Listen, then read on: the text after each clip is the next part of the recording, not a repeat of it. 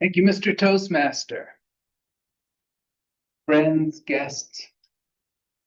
Subway Tai Chi. Sounds like almost a contradiction in terms, doesn't it? How many people here have ridden any sort of subway? I'm including the Denver highway, the Denver Underground that takes you to the airplanes, right?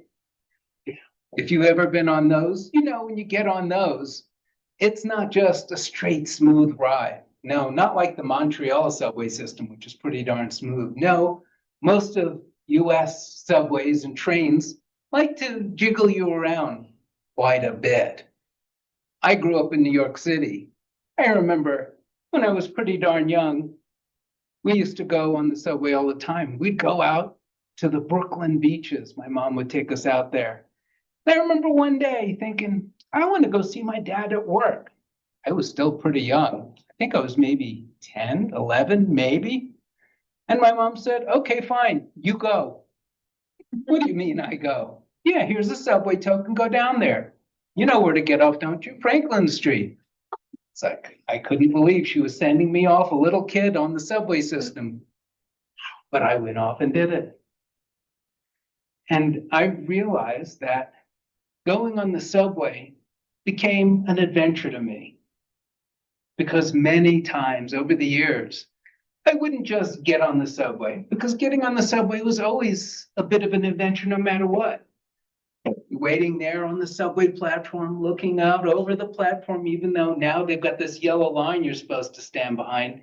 And the line was only about this thick when I was a kid, so we could go really far up and wait for the train to come in, and you could feel the breeze coming in of this musty air before it even got there.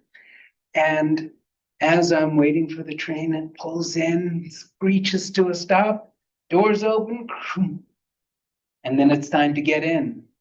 Step over that gap. You don't want to get your foot caught in there. And then, if you're lucky, you might find a seat. There's not a lot of seats, and if it's crowded, you're not sitting down. So what's going to happen? Well, usually you're going to find one of those poles to hang on to. Those poles aren't bad to hang on to, but sometimes when you grab that pole, the next person comes along and grabs right near you. You may not want to do that, so you're going to change your position a little. And you might even want to have to change to a different pole. And then you might even have to go for one of the strap hangers, the little hooky things that come out like this. And then as the subway starts moving, you shift over a little bit.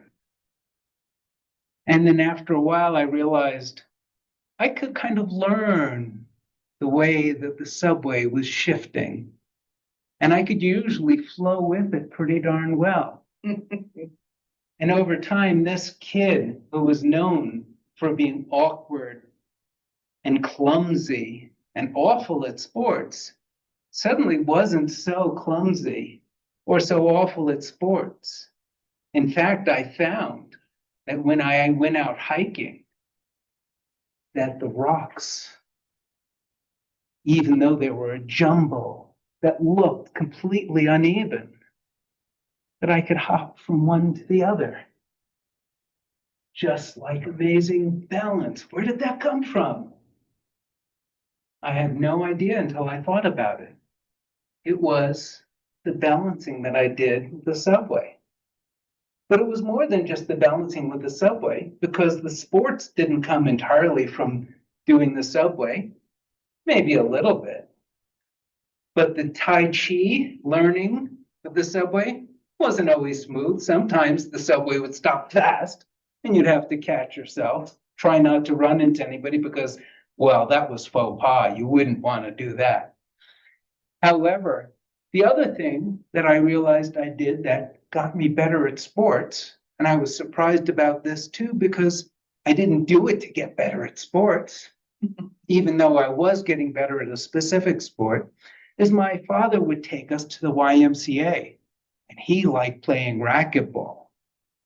He was a very competitive, aggressive player of racquetball.